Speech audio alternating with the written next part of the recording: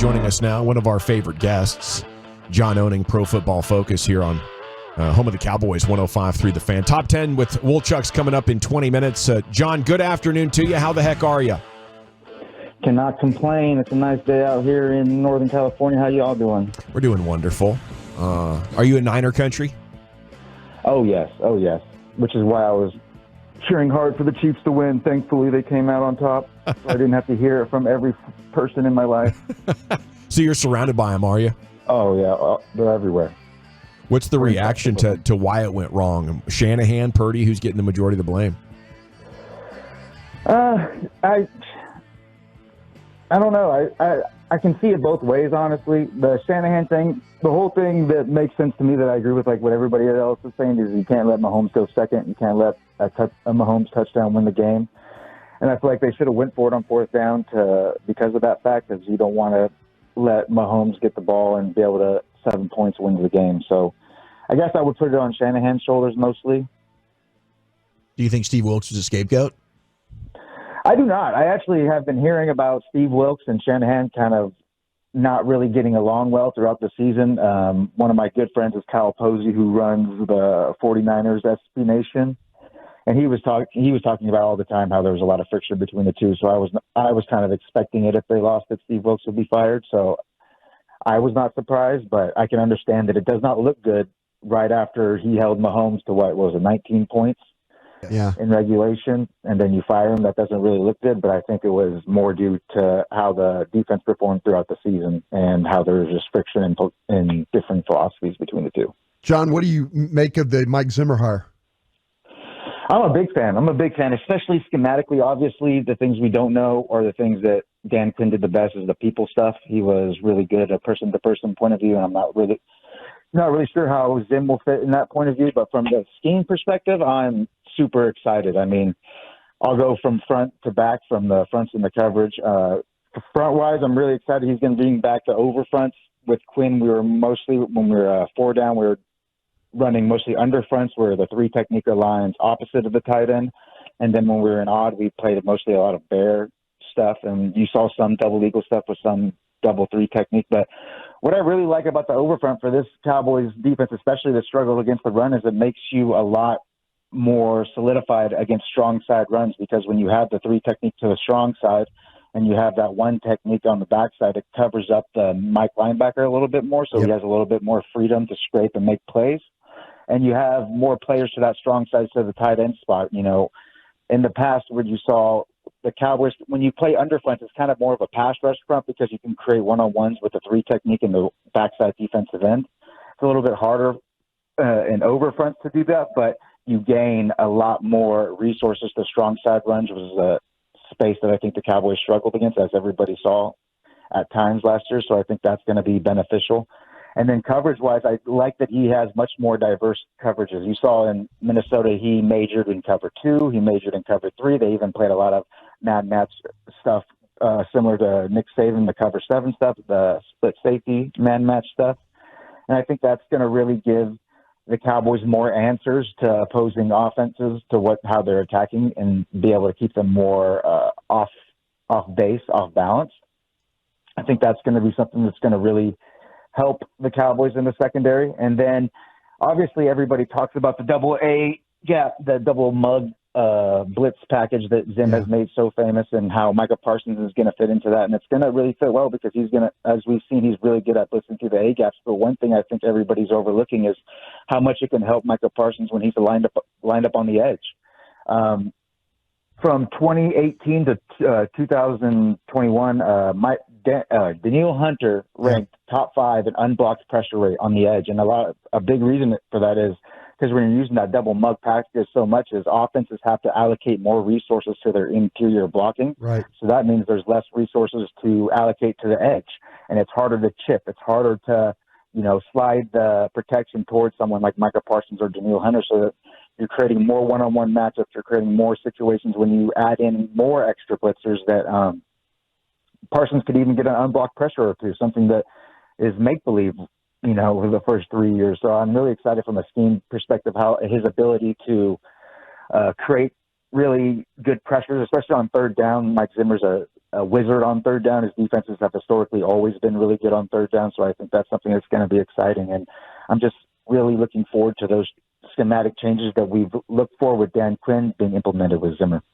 If Will McClay and Stephen Jones give him the first pick there at 24 for a defensive player, I'm not asking you the name, but what position is he going with? It's so hard to ask that before stuff like free agency has happened and before stuff like that. Obviously, the biggest position of need is linebacker, I would say. Mm-hmm. But then you have the problem with I'm not sure there's any linebackers worth a selection in the first round. It would be nice if our guy Peyton Wilson didn't have the injury history. Boy, he is beat up, yeah, man. Sure would be. Terrible, but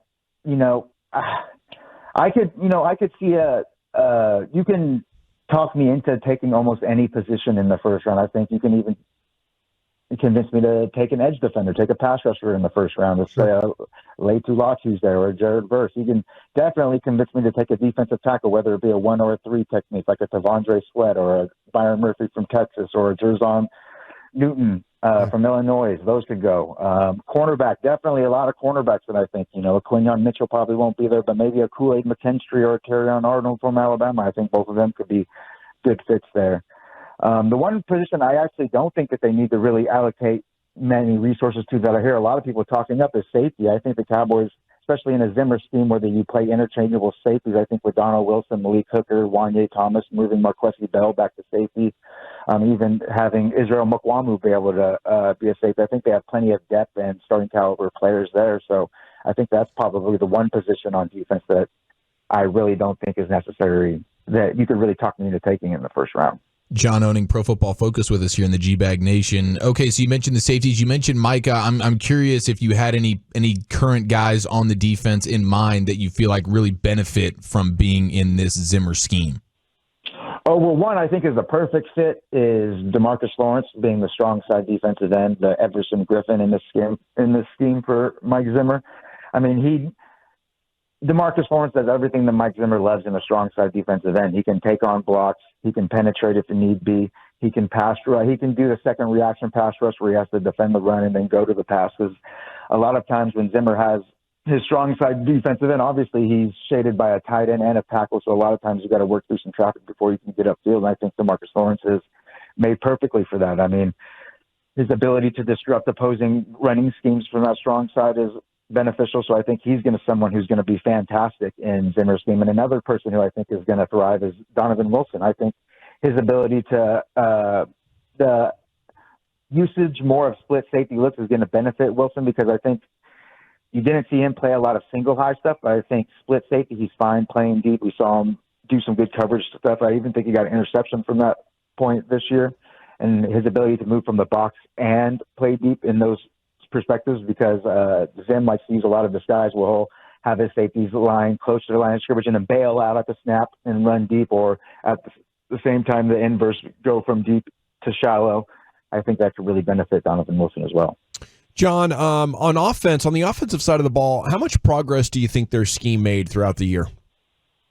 I think they made a lot of progress. I think they're just at the end inhibited by the things that they didn't fundamentally build into the offense from day one. I think we saw, especially coming out of the bye week, the offense was using, they went from more static looks. They're using more motion at the snap, more bunches, more 3-by-1 formations instead of just being 2-by-2.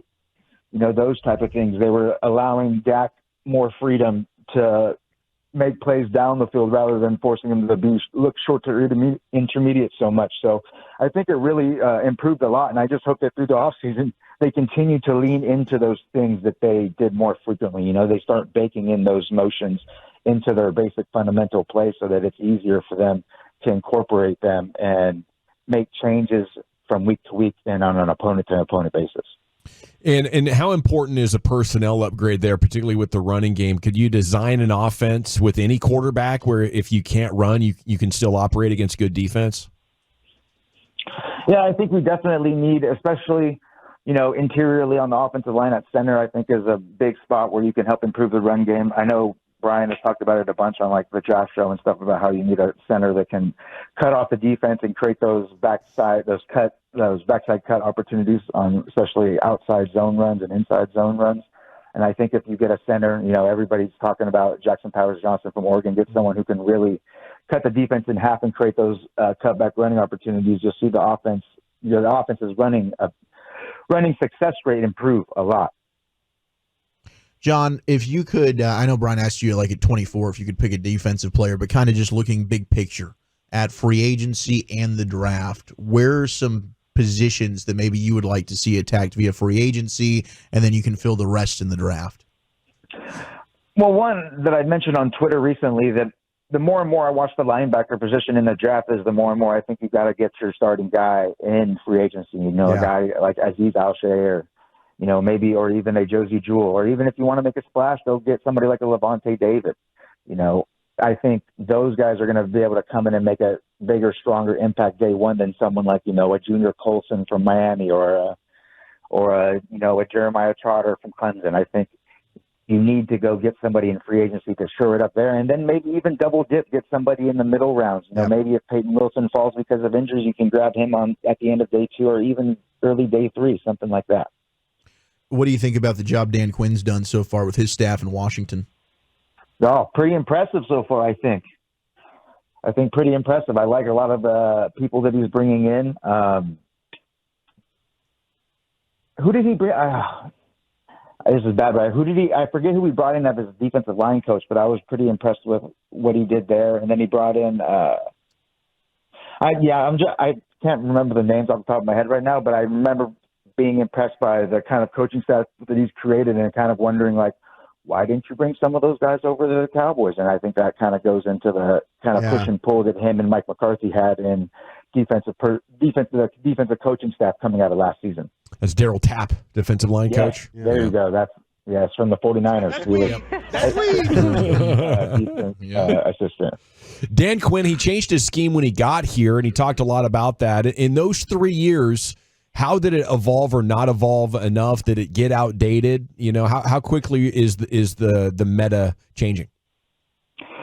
I think he did update it. He made updates each year. I think you saw with the way he utilized, Micah Parsons. He updated that with coverage-wise. He kind of oscillated between running a lot of cover 1 and cover 3. Still kind of the one thing that I wish he was more adaptable with was pre- and post-snap disguise. I think he was way too static in that situation, running single high and not running enough change-ups for the offense. I think that was something that kind of hurt the Cowboys. And I think that the biggest thing that kind of hurt him in Dallas was being too stubborn and not matching the offense's personnel. So when the offense was in 21-12 personnel, he would still be in nickel rather than putting in a beefier defense with the base defense. He was kind of always living in nickel and dime looks, which makes sense because he wanted to get the 3 safeties. He thought the Cowboys had more promising secondary players than they did linebackers, so he kind of leaned into those. But I think when you're getting so hurt by the run and those kind of concepts that you need to be able to match personnel and get beef on beef and size on size. And that's something that really hindered Dan Quinn. And I think he showed a little bit more stubbornness from a scheme perspective than you would like from a defensive coordinator. John, do you think that sometimes these coordinators that they've got just, sorry, it's going to sound really bad, that they got dumb players, and they're afraid of trying to do more. Do you guys, when you were watching tape, you man, that is a dumb secondary right there. Or they just don't, they can't, the pre-snap motion, all that stuff like that, any type of movement, they just can't handle that. How do you account for that? Oh, yeah, 100%. That's something that it's always more difficult for us on the outside to evaluate than the coaches on the inside. A lot of times when we're saying we need to run a more diverse coverage, more diverse coverages, we need to do these man-match concepts, all these, innovative things. And they're like, yeah, I would love to be doing those things as well, but I just don't have the guys that can learn and implement that on a quick basis. And I think if there's a potential downside to Mike Zimmer, I think that's something you can see, especially early on in the years. It's probably going to take the Cowboys defense a while to get caught up with how complicated and complex Zim's, especially from a coverage perspective, he can be. I mean, when you start talking about when you're running, split safety, man match concepts, there's a lot of rules, push alerts, flat alerts, all these different kind of alerts that you have to be aware of, depending on the formation, depending on the route distribution and all these things. So you got to have guys that are extremely intelligent that can communicate extremely quickly. And if they can't do that, then it's going to really limit a lot of the things that you can do. And I think that's why some defenses, they go to that country cover 3. You know, there's not a lot of rules. It's kind of just drop, read the quarterback's eyes, and drive, and it allows guys to play fast and don't have to think as much.